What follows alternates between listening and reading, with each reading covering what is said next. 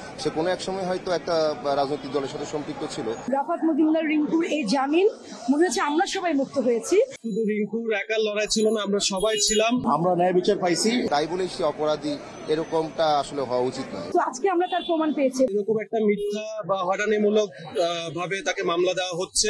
সে নির্দোষ। শিল্পী কেন একটা রাজনৈতিক ধরেন যে পলিটিকের ভিতরে থাকবে। তো আমি চাই যে এই সংস্কারের জয় হোক। আমরা মনে করি যে রিঙ্কু ভাই নিরপরাধ, সেজন্যই আমরা তার পাশে এসে দাঁড়ালাম। আর যে ব্যাপারটা বলতে চাই যে কেউ দল করলেই যে সে মানবিক বোধ সম্পন্ন হবে না তা তো না। তো সে যদি বলি যে আমরা, বিশেষ করে আমার কথাও যদি বলি যে আমি আন্দোলনের সময় অনেক কথা বলছিলাম যেটা মানবিক জায়গা থেকে, ন্যায় এবং অন্যায়কে বারবার আমি আসলে আলাদা করে বলতে চেষ্টা করেছি। তখন আমাদের তো আসলে কথা হয়, আমরা তো একই পরিবারের বলা চলে, যে মিডিয়া পরিবার যেটা, তো আমরা কাজের সূত্রে কথা হতো, দেখা হতো, হতো। তো তার মধ্যে সেই আফসোসটা তখন ছিল। সে কোনো এক সময় হয়তো একটা রাজনৈতিক দলের সাথে সম্পৃক্ত ছিল, তাই বলেই সে অপরাধী এরকমটা আসলে হওয়া উচিত নয়। এবং যে সহিংসতার রাজনীতিটা আমরা চাই না। আমরা একটা বৈষম্যমূলক বাংলাদেশের স্বপ্ন দেখি এই পরিবর্তিত সময়ে, এবং সব জায়গায় এই সংস্কারটাকেই চাই। তো আমি চাই যে এই সংস্কারের জয় হোক। আমরা মনে করি শিল্পী একজন আপন মানুষ হবে, একজন স্বতন্ত্র মানুষ হবে। সে ন্যায়কে ন্যায় বলবে, অন্যায়কে অন্যায় বলবে।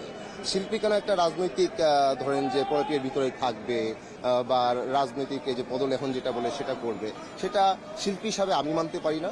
এবং যারা এটার সাথে অবশ্যই দেখেন যে আজকে আমরা এখানে দাঁড়াচ্ছি, আমরা মনে করি এবং এটা বিলিভ করি যে রাফাত মজুমদার রিঙ্কু একজন ভালো মানুষ, একজন ভালো ডিরেক্টর, এবং সে ভালো মানবিক বোধসম্পন্ন মানুষ, এবং সে সবসময় মিডিয়ার মানুষদের পাশে ছিল।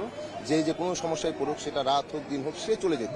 যদিও সব তার দায় না, কিন্তু সে দায়িত্ব নিতে পছন্দ করত। এই ব্যাপারটা তার মধ্যে ছিল এটা, এবং খুবই নিরপেক্ষভাবে শুধুমাত্রই তার কলিগের পাশে দাঁড়ানোর জন্য। সেই জায়গাটা থেকে তার পাশে দাঁড়ানোটা আমাদের কর্তব্য, আমাদের মনে হয়। আসলে অনেক ভালো লাগছে, যেটা নাকি ভাষায় প্রকাশ করা যাবে না। আপনি দেখেছেন সবার চোখে একদম জল চলে এসছে, এবং আমরা সবাই এসেছি। এবং আমার মনে হয়েছে যে রাফাত মজুমদার রিঙ্কুর এই জামিন মনে হচ্ছে আমরা সবাই মুক্ত হয়েছি। এবং অনেক অনেক ধন্যবাদ যারা আমাদের স্যার যিনি আছেন জ্যোতির্ময় বড়ুয়া, উনি খুব সুন্দর করে আমাদের হয়ে লড়েছেন, এবং যিনি জাজ ছিলেন, সবাইকে অসংখ্য ধন্যবাদ। এবং আমরা সবসময় আইনের প্রতি শ্রদ্ধাশীল ছিলাম, এবং আমরা শুনেছি আমাদের উপদেষ্টারা বলেছিলেন যে হয়রানি করা হবে না, তদন্ত করে সবকিছু হবে।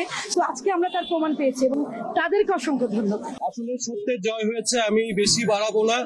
এই লড়াইটা শুধু রিঙ্কুর একার লড়াই ছিল না, আমরা সবাই ছিলাম। সত্যের লড়াই ছিল, আমরা সবাই এটার প্রতিবাদ জানিয়েছিলাম যে এরকম একটা মিথ্যা বা হয়রানিমূলক ভাবে তাকে মামলা দেওয়া হচ্ছে। আমরা এসেছি, আমরা আসলে যেটা প্রত্যাশিত ছিল আমাদের, আমরা সেই ন্যায় বিচার পেয়েছি। যেটা ভালো মনে করছে সেটাই করছে। আমরা ন্যায় বিচার পাইছি, এবং আমরা জানি সে নির্দোষ, এবং সেটাই আদালতে প্রমাণ হচ্ছে, তার জামিন হয়েছে, এবং আমরা সবাই খুশি। এবং আশা করব নিরপরাধী কেউ জানি এরকম প্রবলেমে না পড়ে, হয়রানি না হোক। যদি প্রমাণিত হবে, তাহলে যদি আদালত যেটা ভালো মনে করে সেটাই করবে। রিঙ্কু ভাইয়ের সাথে একটা খুব ভালো রিলেশন এখানে, কিন্তু এখন সবাই আসছে, নির্মাতা, আর্টিস্ট, সবাই, ডিওপি, প্রযোজক, সবাই আসছে। তার প্রতি একটা ভালোবাসা, এবং সে সবার বিপদে যায় অ্যাজ এ ভালো হিউম্যান সোল, সেই জন্য কিন্তু আমরা আসছি, এই আর কি।